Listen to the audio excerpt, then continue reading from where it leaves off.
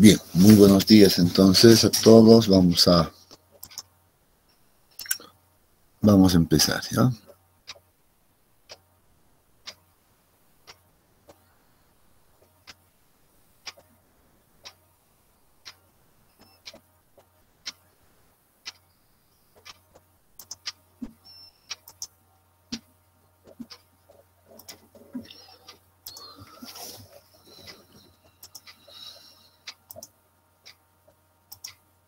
Sí, Muy bien, muchas gracias.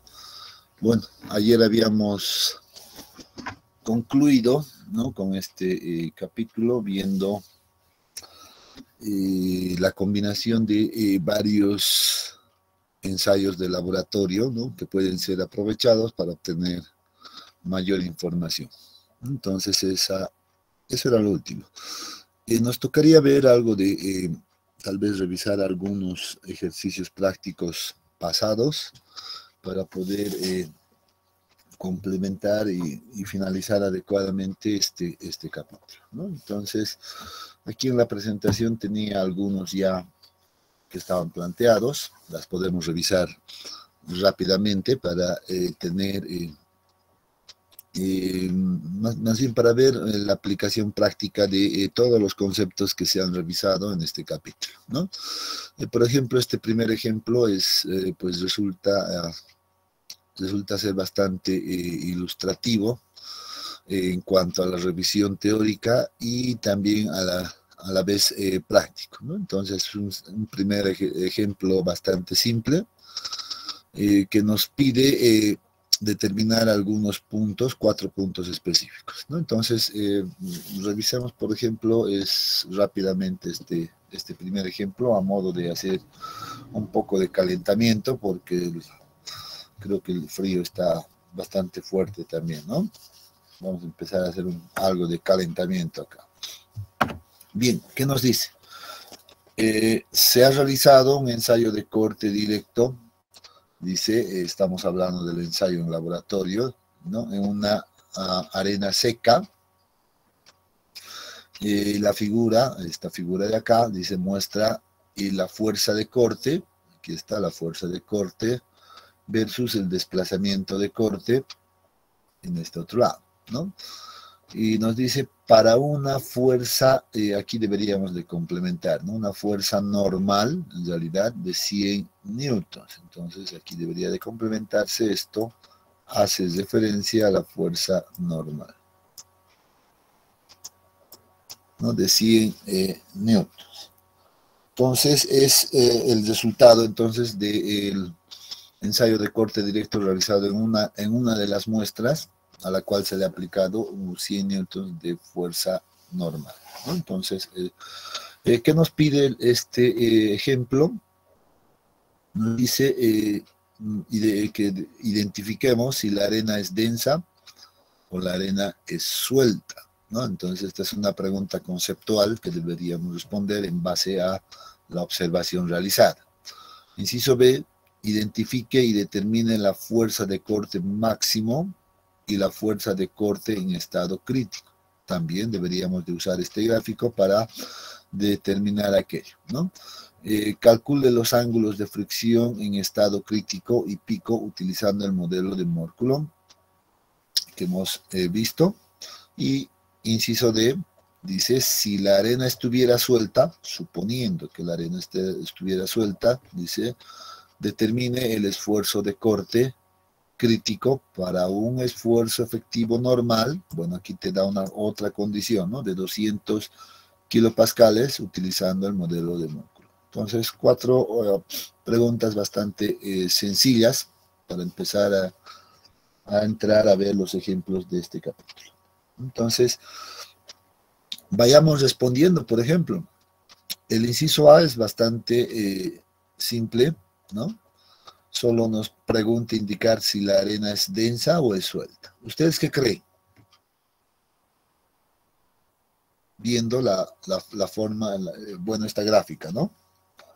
¿Qué creen? ¿La arena será densa o la arena es suelta?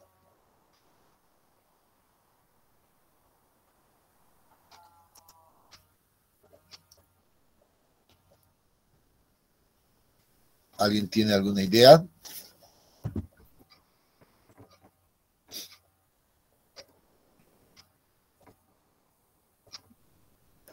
Creo que se han olvidado de los conceptos de arena densa o la condición suelta, ¿no? A ver, alguien que quiera indicarnos si observando la gráfica me pueden decir si la arena es densa o la arena es suelta.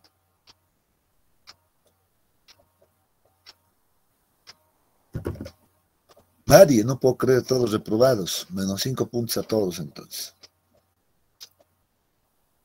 Todos reprobados. Estamos en crisis.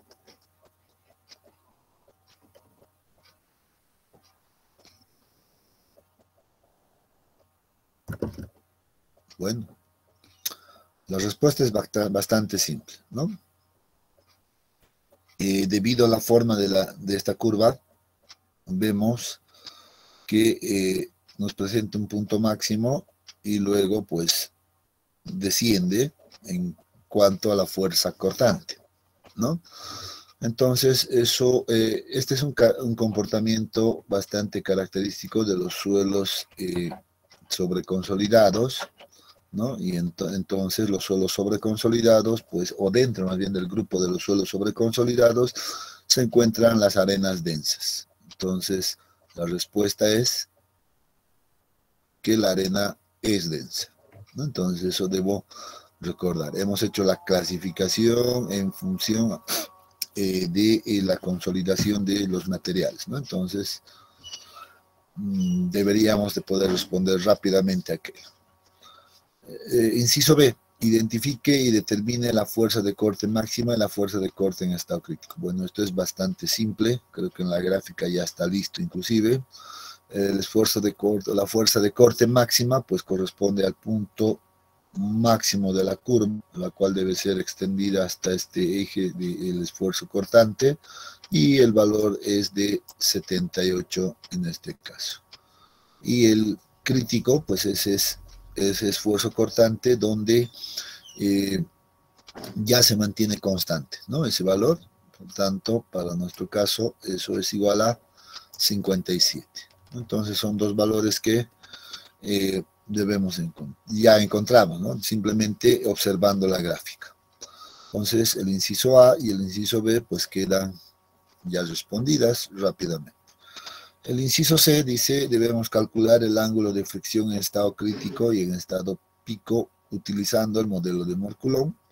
Pues si necesitamos calcular el estado crítico, pues seguro vamos a utilizar este valor, el esfuerzo de corte crítico, y para calcular el ángulo de fricción pico, pues seguramente vamos a utilizar este otro dato, ¿no? Entonces, además conociendo que la fuerza normal es igual a esto, ¿no? Entonces, en base a eso podemos determinar el ángulo de fricción interno. Voy a ver si aquí está la solución. Aquí yo tenía escrito, dice, como la curva presenta un pico, es probable que el suelo sea denso, ¿no?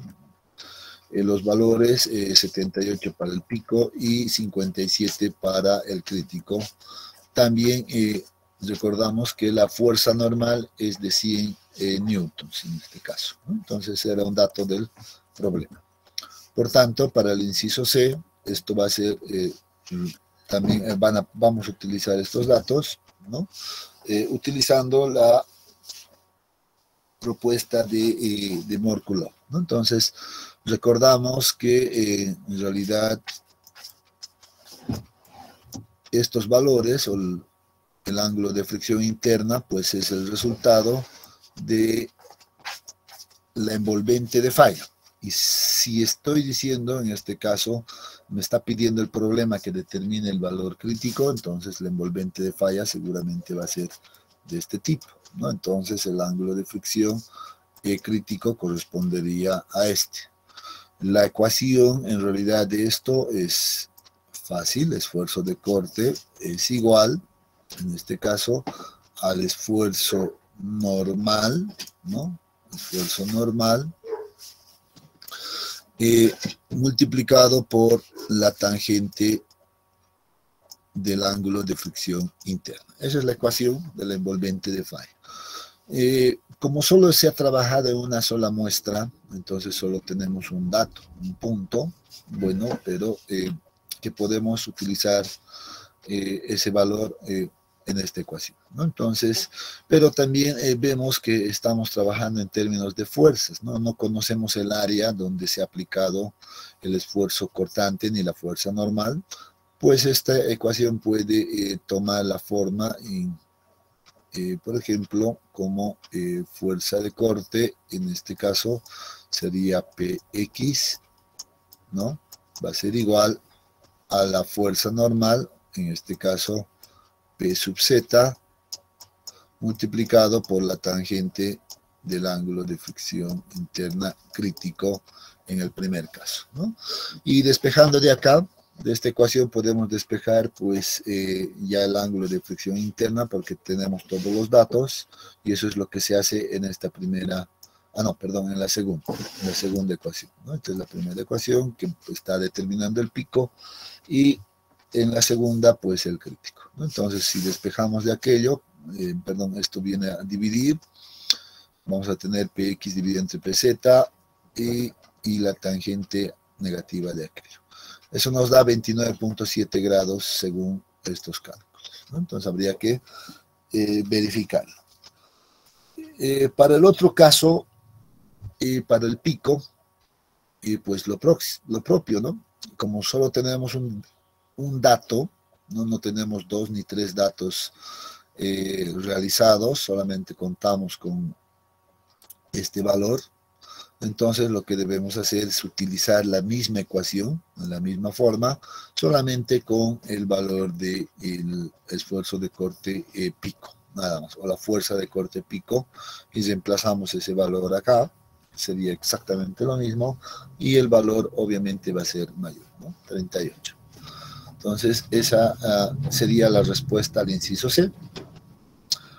Para el inciso D, que nos dice que hay que determinar también estos valores críticos y picos, pero para una fuerza normal diferente, ¿no es cierto? Entonces, lo único que debemos hacer es reemplazar de igual manera en la misma ecuación que hemos definido, ¿no? En esta misma ecuación, y determinar ese valor, ¿no? Entonces, como ya conocíamos el dato del ángulo de fricción interna en una condición crítica, pues simplemente vamos a reemplazar ese valor acá y de ahí vamos a obtener el esfuerzo cortante para un esfuerzo normal de 200 kilopascales, ¿no? Entonces, eso es lo que nos pedía en el inciso D, ¿no? Si la arena estuviera suelta, o sea, condición de suelo tipo 1, dice determine el esfuerzo cortante, ¿no? Crítico, ¿no? Para un esfuerzo efectivo normal de 200 kilopascales, utilizando el modelo de músculo. Entonces, nuevamente, la ecuación ahora sí sería de esta forma. Este sería el efectivo, este tomaría a ser el crítico. Tengo todos los datos, este dato ya ha sido calculado y reemplazo en esta ecuación y es lo que se ha hecho acá, ¿no? Aquí está la ecuación, esfuerzo normal efectivo por la tangente del ángulo de crítico y eso es igual a 200 por la tangente de este mismo ángulo, 29.7 y nos da 114 kilopascales. Entonces, hemos visto un pequeño ejemplo rápido, ¿no? Donde hemos utilizado bastante los conceptos que hemos visto en este capítulo, ¿no? Sobre todo la ecuación del envolvente de falla, el concepto de esfuerzos críticos, esfuerzos picos, etcétera, ¿no? Entonces, creo que para un primer ejemplo, pues está bastante ilustrativo. ¿Alguna consulta que tengan de este punto?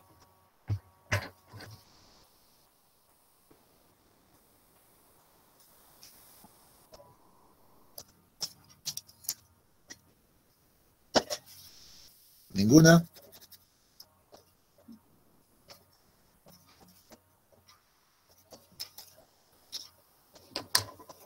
Bueno,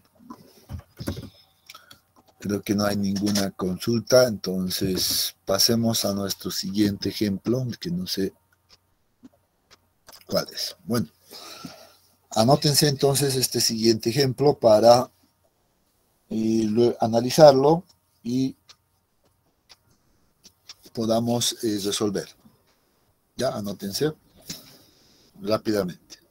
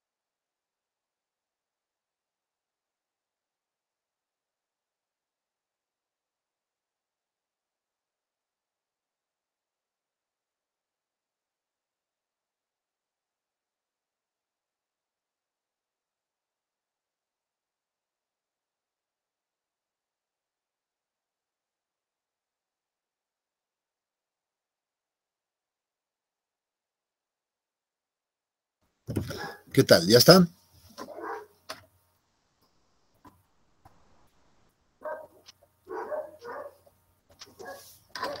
Sí, ingeniero, ya está. Muy bien, entonces vamos adelante. Entonces vamos a entender primeramente, ¿no? Una de las, en realidad, una de las estrategias para resolver estos problemas consiste en entender adecuadamente qué es lo que se está pidiendo y en qué condición nos encontramos. Bueno, aquí nos dice que en una muestra de arcilla se ha realizado un ensayo de corte directo, o sea que ya se cuenta con los resultados del ensayo de corte directo seguramente, ¿no?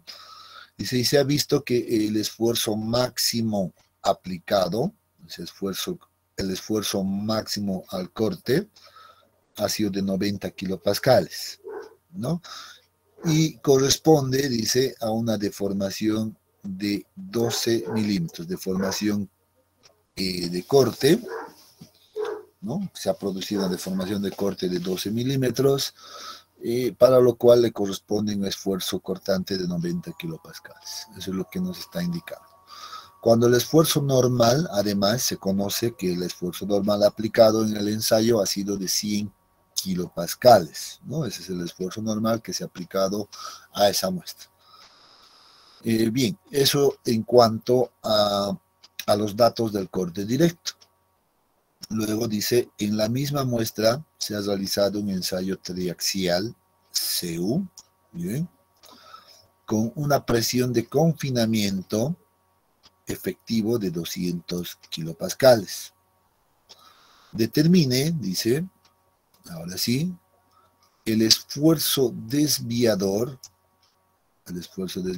al que la muestra falla en el ensayo triaxial CU.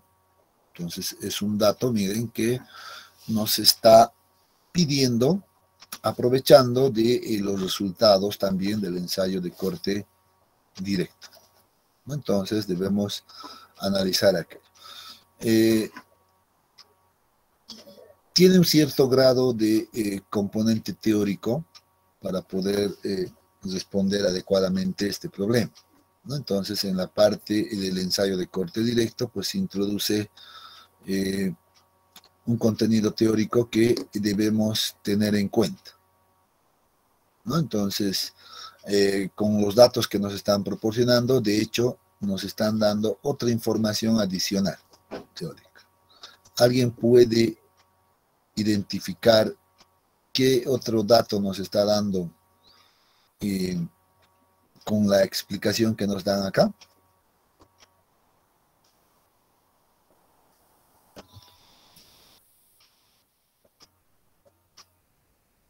¿Qué es lo que uno tiene que hacer en realidad al inicio o antes de empezar estos problemas? Lo primero que tiene que identificar, ya, y lo digo así, es que si el suelo es del tipo 1 o el suelo es del tipo 2. Primera cosa. ¿Por qué necesito identificar aquello? Porque en base a eso voy a hacer el planteamiento de las envolventes de falla y por ende las ecuaciones que utilicemos.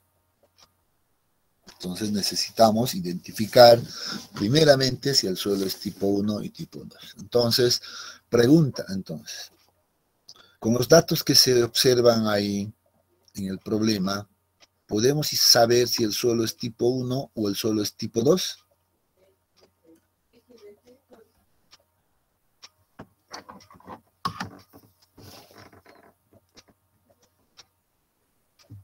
¿Sí o no?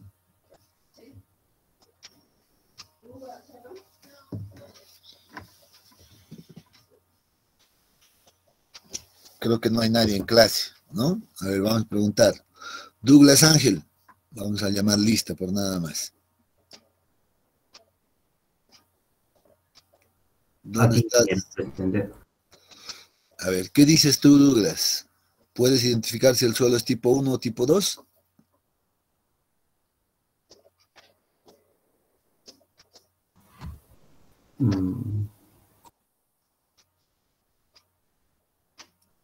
Creo que es un no. Ya, muy bien.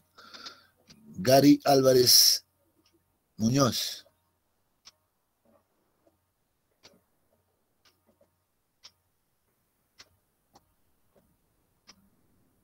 ¿Dónde estás, Gary?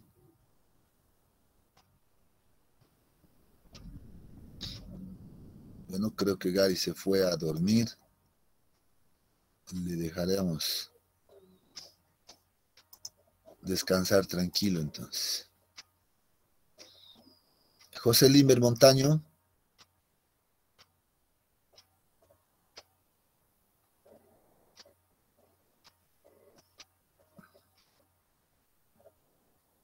¿Dónde está José Limber Montaño? Inge, buen día. Ah, ahí está. ¿Tú qué dices? ¿Puedes identificar si el suelo es tipo 1 o tipo 2?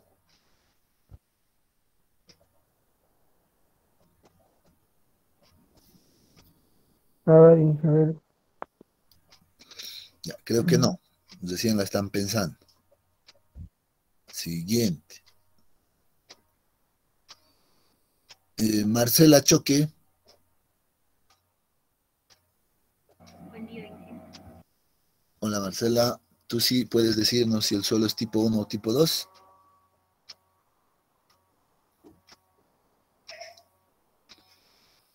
No sabía. Muy bien, creo que no. A ver, Natalie Valderrama.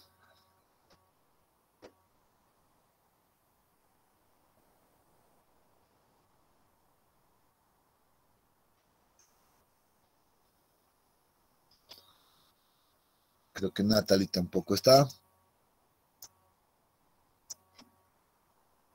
A ver, una más. Vamos. Adalid López. Aquí, ingeniero. A ver, ¿tú sí puedes decirnos si el suelo es tipo 1 o tipo 2? Sería graficarlo, ingeniero, con los datos que tenemos. Yo creo que se puede ver si cuál tipo de suelo es. Ahorita lo voy a graficar. Graficar, ¿cómo podrías graficar aquello? O sea, a ver, Es que nos da el esfuerzo máximo aplicado. ya.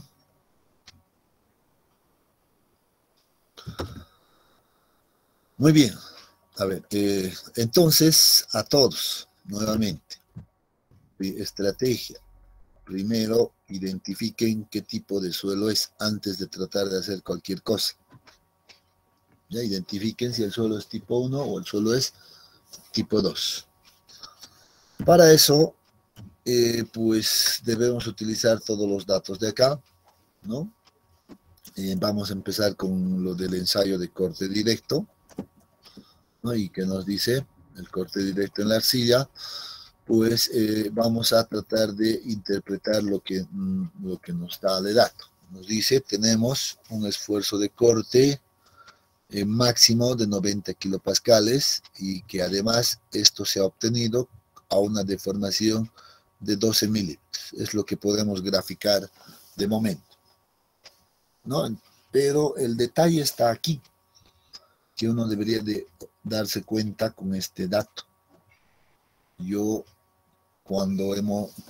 recuerdo que cuando hemos explicado la parte teórica de resistencia al corte, yo les he dicho claramente, ¿no? Les he dicho claramente que en los suelos tipo 1 se alcanzan los máximos valores a grandes deformaciones, ¿no? Y les he puesto un ejemplo, creo que de 10 milímetros.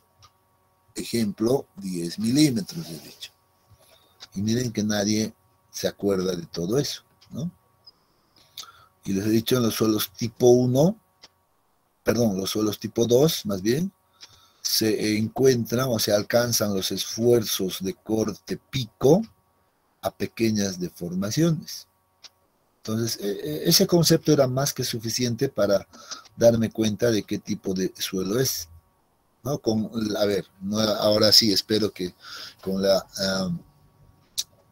con la explicación realizada, ahora sí me puedan decir qué tipo de suelo será.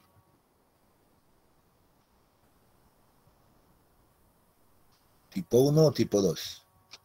Tipo 2, Inge. Tipo 2.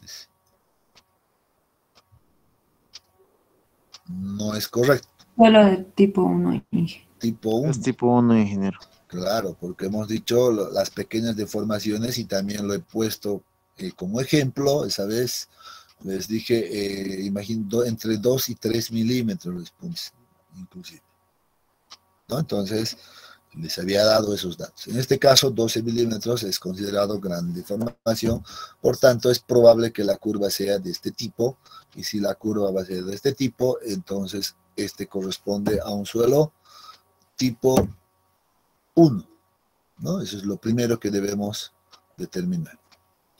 ¿Qué sabemos del otro ensayo, el ensayo triaxial CU? Pues conocemos que el esfuerzo de confinamiento, sigma 3, es de 200 kilopascales, es lo único que nos dice, ¿no?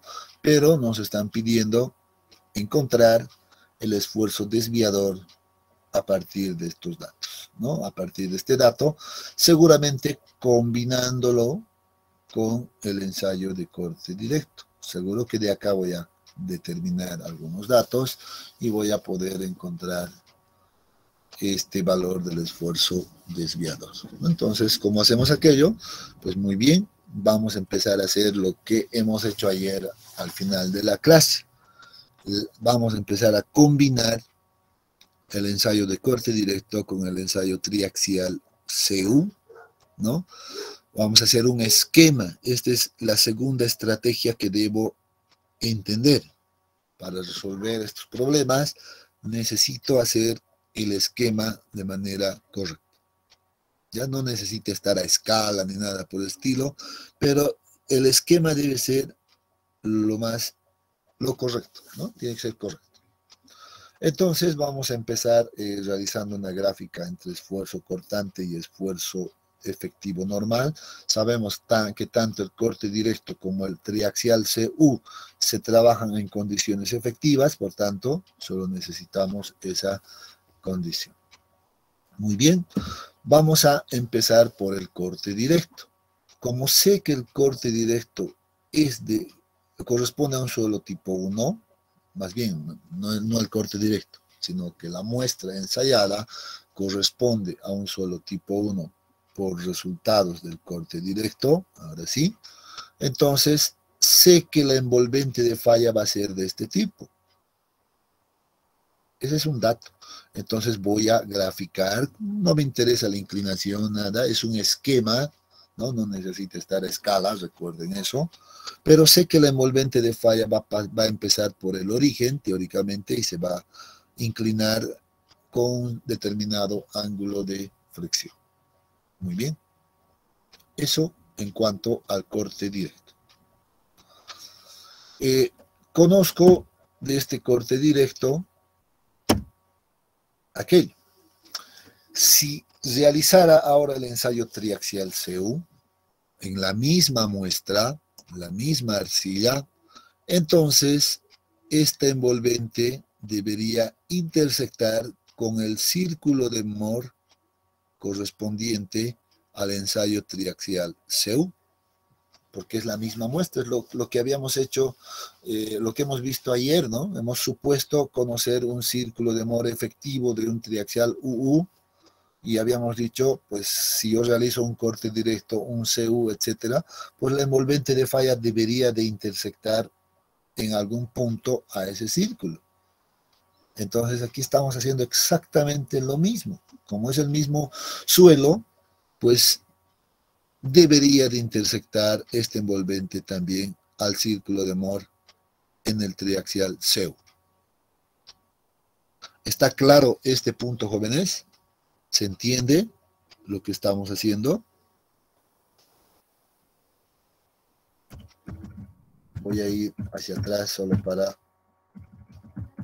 recordar lo que hemos hecho.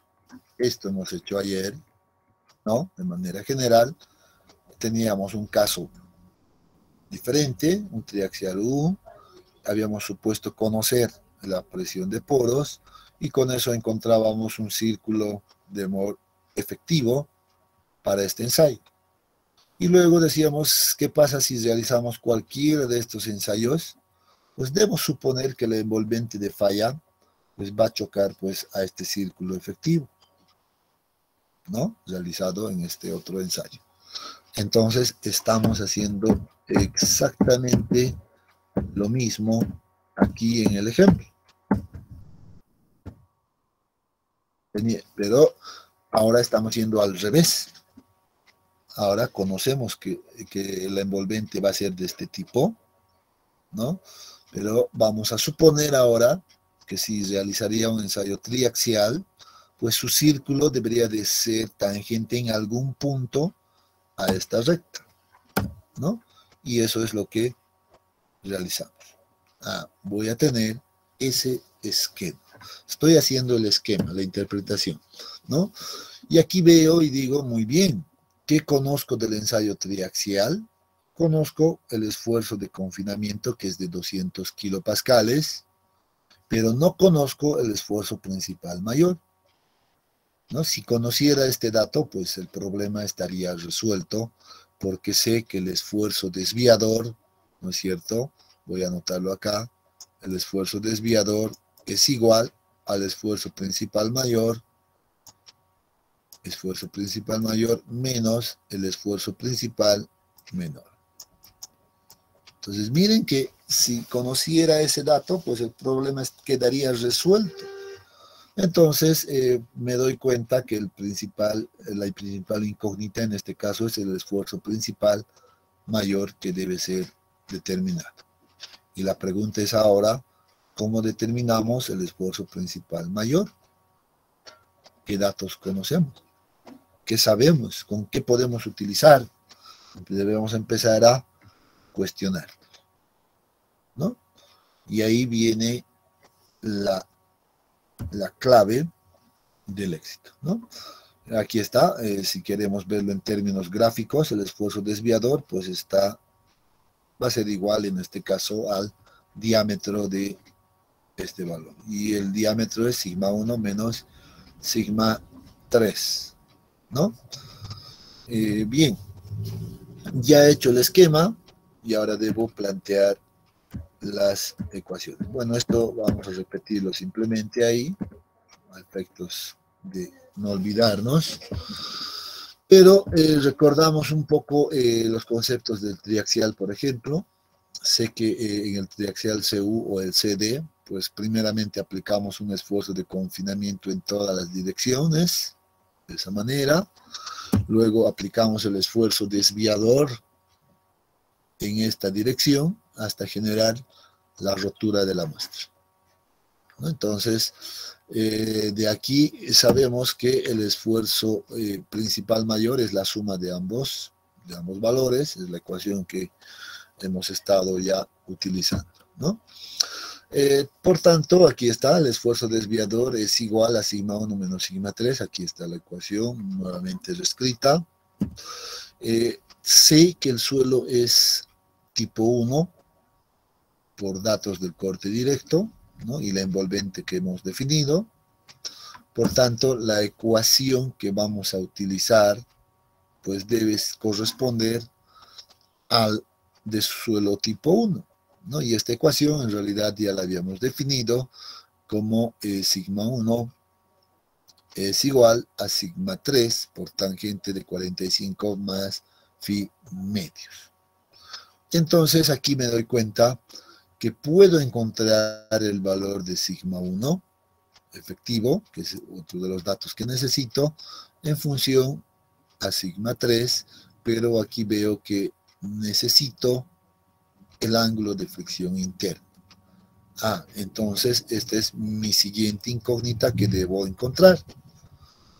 Para eso voy a utilizar los datos de corte directo, porque ahí sí me han proporcionado datos de esfuerzo de corte máximo y de formación y también el esfuerzo normal. Entonces voy a utilizar la ecuación de la envolvente de falla en el ensayo de corte directo, ¿no? Y esa corresponde a lo siguiente: el esfuerzo de corte crítico es igual al esfuerzo normal efectivo en el ensayo de corte directo multiplicado por la tangente del ángulo de fricción interna crítica, ¿no? Entonces, este valor lo conozco, es 90. Este valor lo conozco también, es de 100 kilopascales, eso me dice el problema. Por tanto, puedo determinar el ángulo de fricción interna, ¿no? De ahí reemplazamos 90 a 100 y despejamos el ángulo de fricción interna, y ese valor nos da ¿cuánto? A ver, hagan ese cálculo mientras yo busco mi calculadora.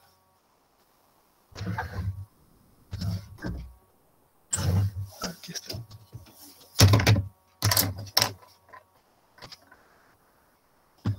¿Cuánto nos da ese valor? 41,99 grados. 41.99. Sí. A ver. Vamos a verificar.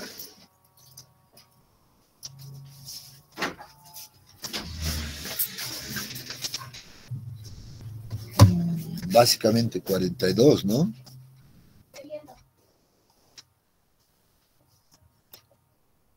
$41.99, sí, está correcto. Esto en grados. Listo. Ya hemos encontrado el ángulo de fricción interna a partir de los datos del corte directo.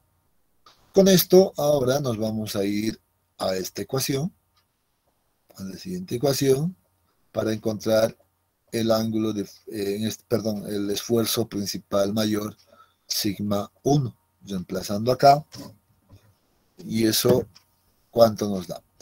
El valor en el triaxial CU de sigma 3 es igual a 200, reemplazamos ese valor, y aquí reemplazamos el valor de 41.99.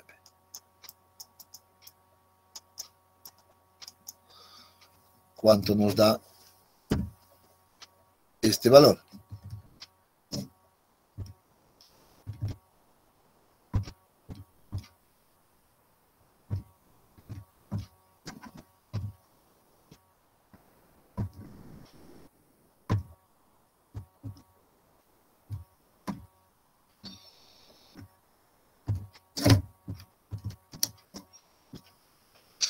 A ver, verifiquemos.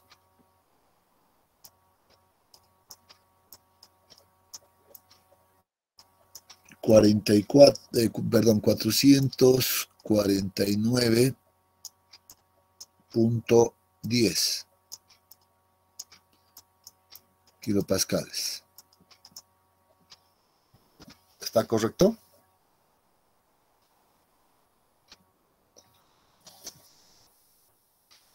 Ah, no, estamos mal. Ajá, yo me equivoqué. Estamos mal. Vuelvo a hacer. Ya he visto mi error.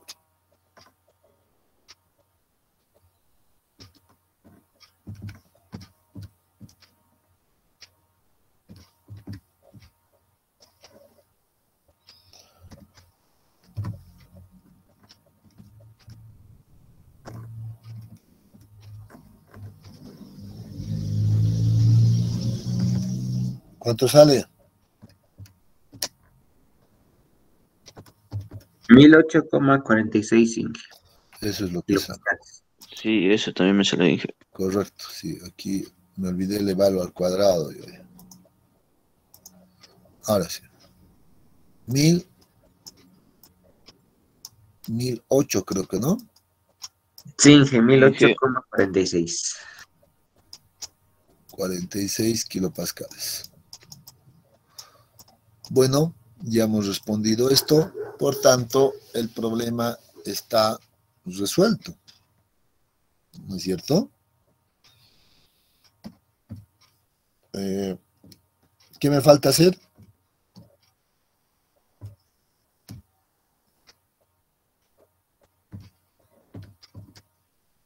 ¿Qué debo hacer ahora? Hallar el esfuerzo desviador, Inge. Sí, aquí está la ecuación del esfuerzo desviador. Entonces, el esfuerzo desviador ahora va a ser igual a este valor 1008,46 menos, ¿cuánto es sigma 3? Aquí está el valor, en la gráfica, 200. Y el esfuerzo desviador, entonces, que ha generado la falla, podemos decir así, es igual a 808,46, Inge. solo hay que restarle 200 y esto es igual a 808,46 kilopascales. Y esa es la respuesta.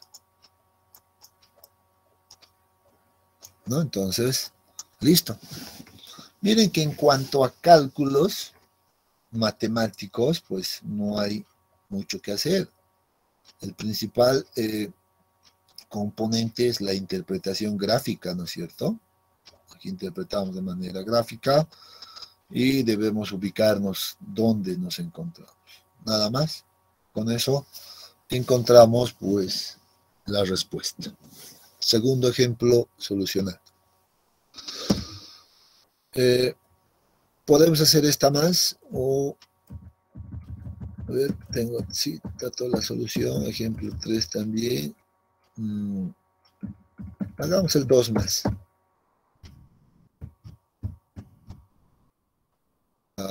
No, más bien este sería el ejemplo 3, ¿no ve? El ejemplo 3 más. Hagamos. Bien, ¿qué nos dice el ejemplo 3? Dice, se ha realizado un ensayo de compresión no confinada. Ahora sí, ya nos está hablando de un ensayo diferente, en una muestra de arcilla, pero aquí sí nos está dando ya un dato. Dice que la arcilla es sobreconsolidada y se ha establecido que la resistencia al corte en estado no drenado es de 75 kilopascales.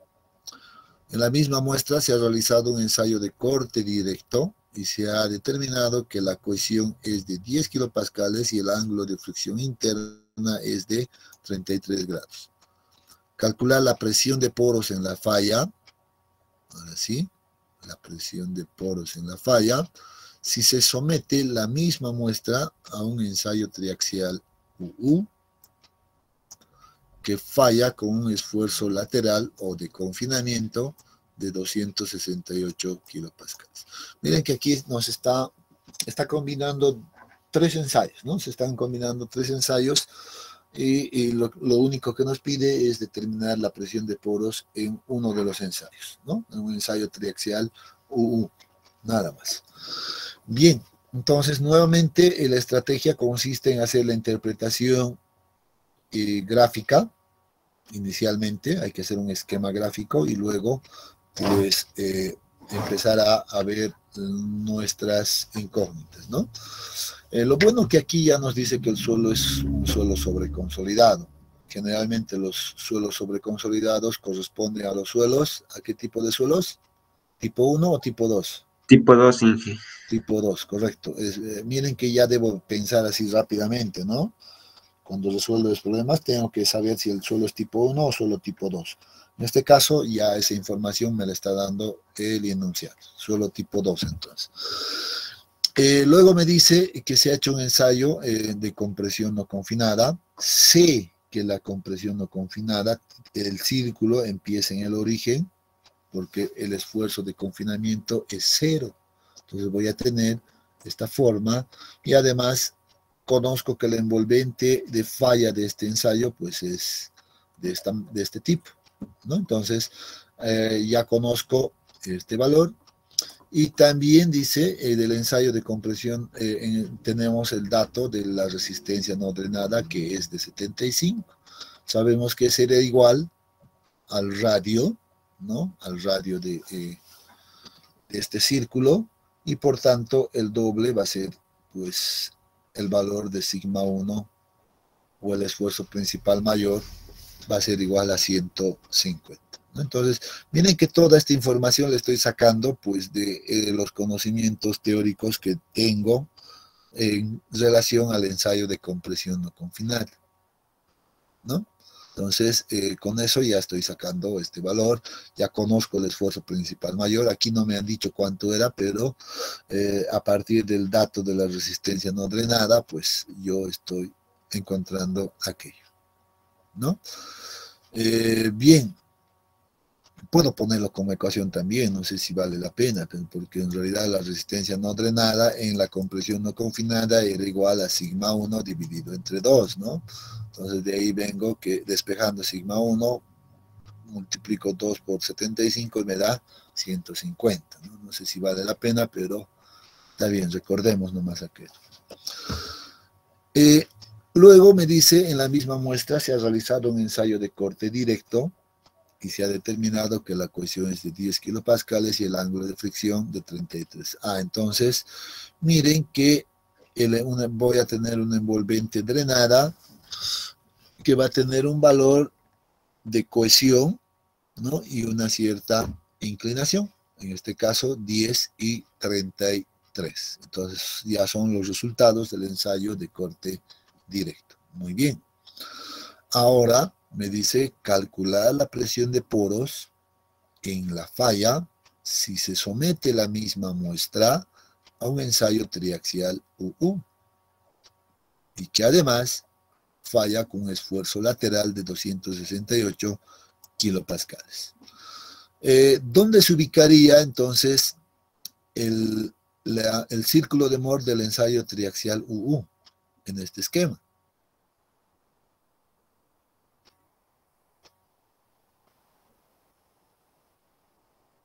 Hacia la derecha, en relación a el círculo de Mohr de la resistencia, la compresión no confinada.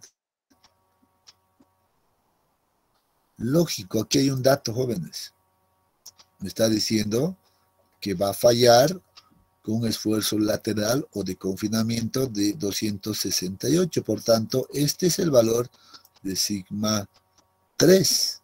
Y sabemos que sigma 3 es pues el punto inicial del círculo, ¿no? Pero conozco un dato más. Como es el mismo suelo, pues se supone que el círculo de Mohr pues va a tener el mismo diámetro que el que tiene en la compresión no confinada. Por tanto, ya conocería también el esfuerzo principal mayor en el triaxial UU. Miren cómo estoy sacando esa información solamente con los datos que conocemos. Y ahí está. Seguro que va a estar de esta manera. La envolvente se va a suponer, porque es el mismo suelo, que es la misma que de la compresión, ¿no? Solo que vamos a estar en otra zona, que además conozco que empieza en 268. Ese es el dato. Y como es el mismo diámetro, porque tenemos la misma envolvente, pues a esto debería de sumarle los 150 que se tiene como diámetro acá, y eso nos da 418 kilopascales. Entonces ya estoy determinando ahí esos valores. ¿Ha quedado claro esta parte, jóvenes? ¿Está claro esto?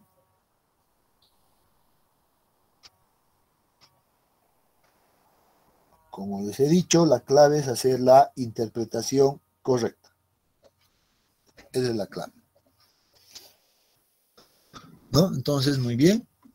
Ya tenemos aquí todos los datos, ya tenemos el esquema, y ahora dice, debo determinar la presión de poros en la falla. Si estoy realizando el ensayo triaxial UU, entonces, nuevamente, ¿qué me falta encontrar acá? ¿Cómo determino la presión de poros? ¿Cómo relaciono con los esfuerzos principales? Ayer lo hemos establecido, ¿no? Hemos dicho, el concepto de esfuerzo efectivo nunca va a cambiar. Es igual al esfuerzo total menos la presión de poros. Si quiero hablar en términos de esfuerzos principales, pues diré entonces sigma prima 1, este va a ser sigma 1, y esta va a ser la presión de poros, pues en la falla. Por ejemplo, si quiero trabajar en términos de sigma prima 3 menos sigma 3, bueno, la presión de poros va a seguir siendo el mismo en la falla, ¿no? Entonces estas ecuaciones ya las habíamos colocado también el día de ayer. ¿Qué significa entonces? Que de estos datos yo conozco solamente los esfuerzos totales.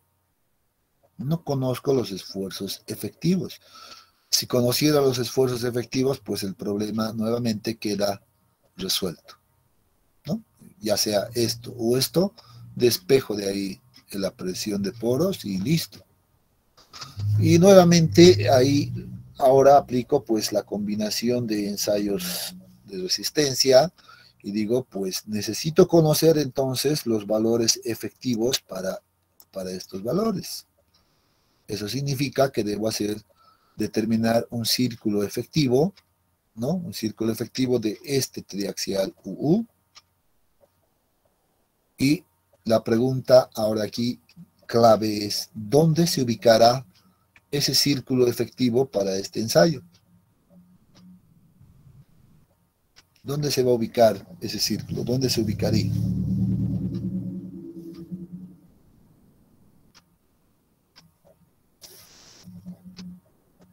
¿Alguien puede responder esa pregunta?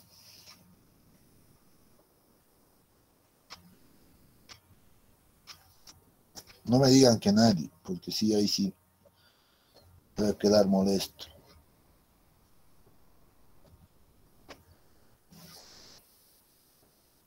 A ver, ¿quién me dice dónde se ubicaría ese círculo efectivo?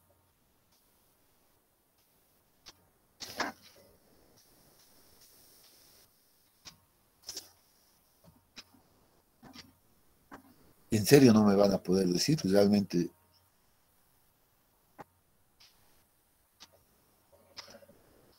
Eso sí es decepcionante.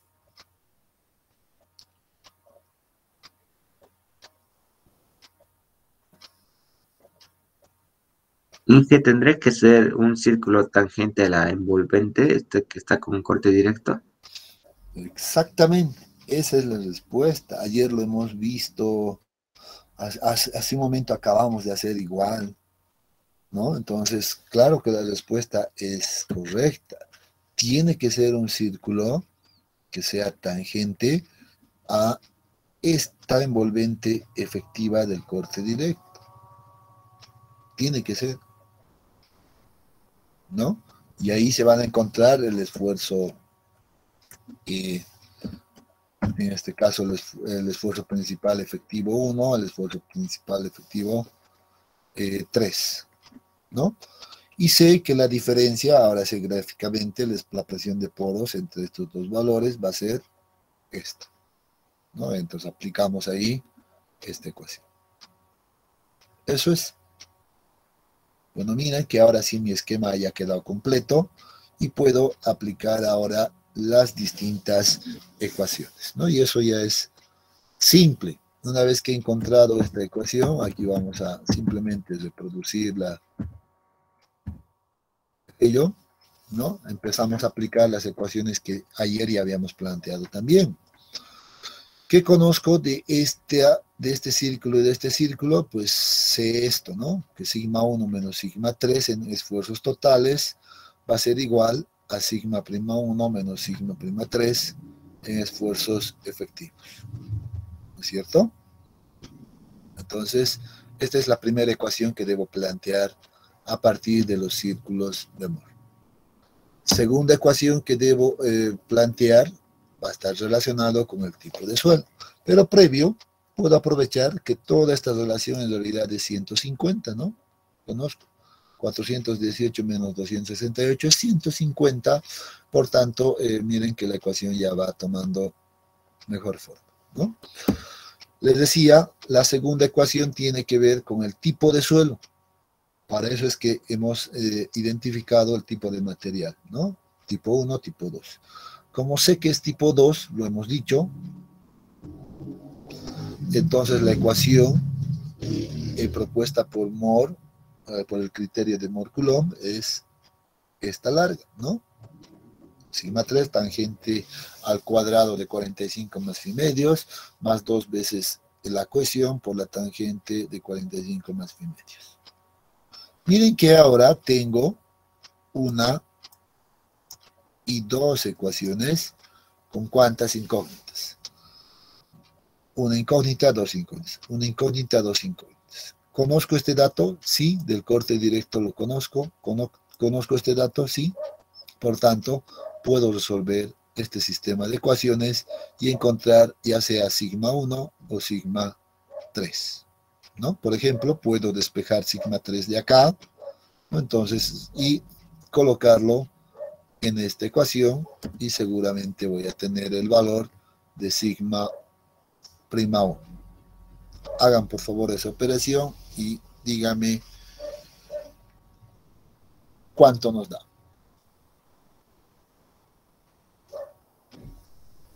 Aquí están los datos, la de cohesión 10, ángulo de fricción 33.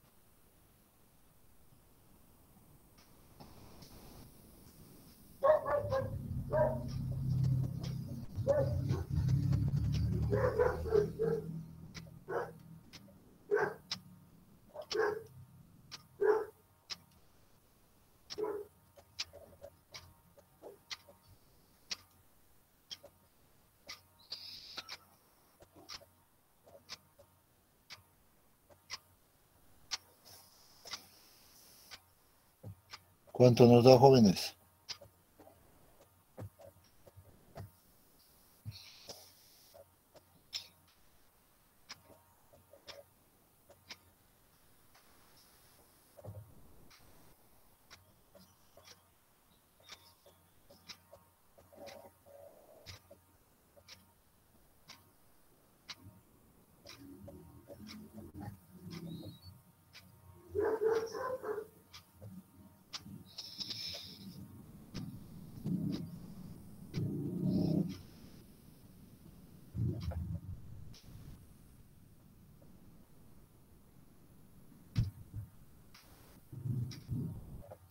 ¿Están haciendo el cálculo o nada?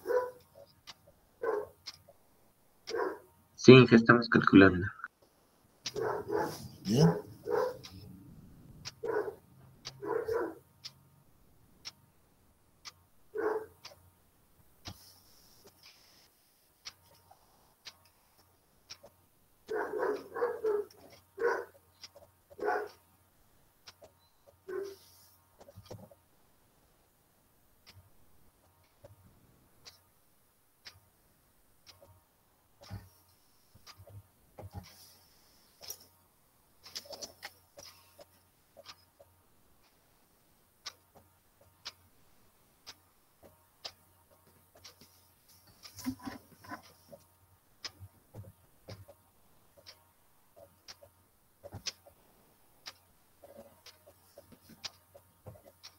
Inge me salió 124,23 kilopascales. 124. Sí, Inge.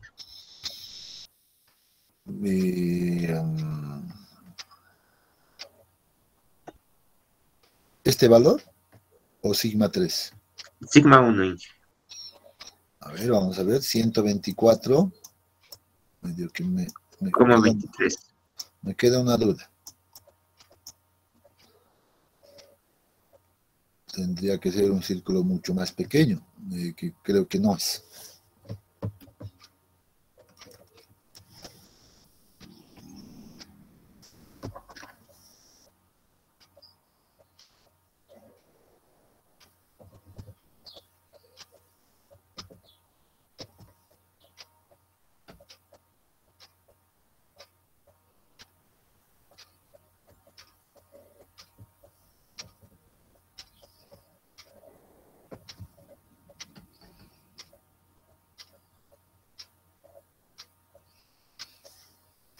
¿Alguien que haya sacado el mismo valor?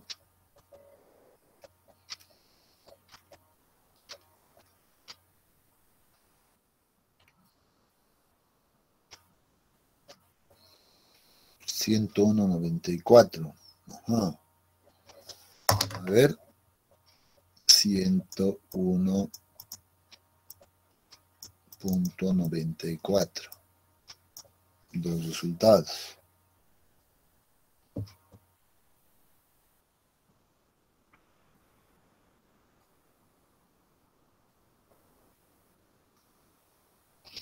Entonces hay algo mal. No puede salir negativo. Sigma 3, imposible. Sigma 3 lo máximo que puede llegar es a ser 0, pero no negativo.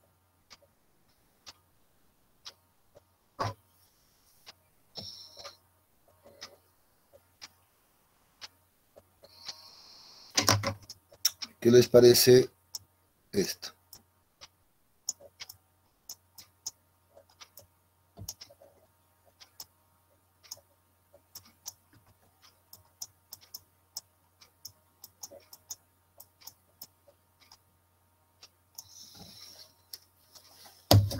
¿Qué les parece eso? Sale ese valor, Inge. ¿Está correcto? Sí, eso me salió a mí. ¿Y por qué no me lo dijiste? Acabo de sacarlo, Inge. Acaba de sacar la decisión. Y sigma 3, entonces, pues quedaría como bastante pequeño, pero 197.31 menos 150, eso nos da 47.31.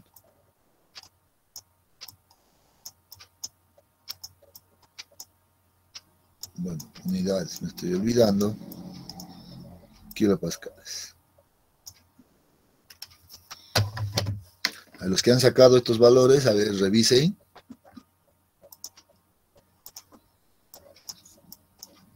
Pues no me parecían. Debería de ser siempre mayor a esto porque el diámetro tiene que ser el mismo, pues no puede ser menor a 150, ¿no? Imposible. No sé cuán preciso está este cálculo, lo he hecho por partes, entonces debería de pues tener aquello. Bien, entonces una vez que hemos determinado el esfuerzo principal, pues esto es fácil. La presión de poros entonces va a ser igual a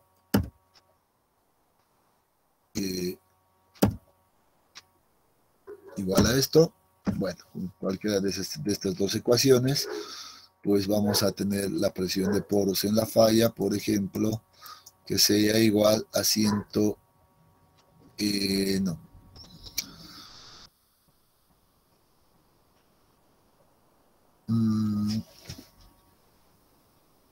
a ver, tendría que ser el esfuerzo total, entonces 418 menos el efectivo, que sería este valor, 197.31.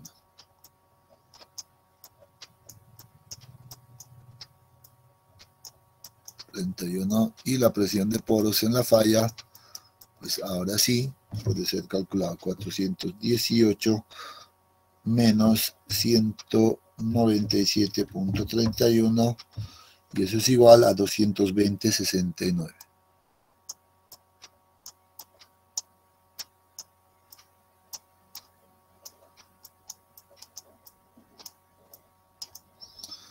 Listo. Y hemos encontrado la respuesta. ¿No? ¿Alguna duda que tengan?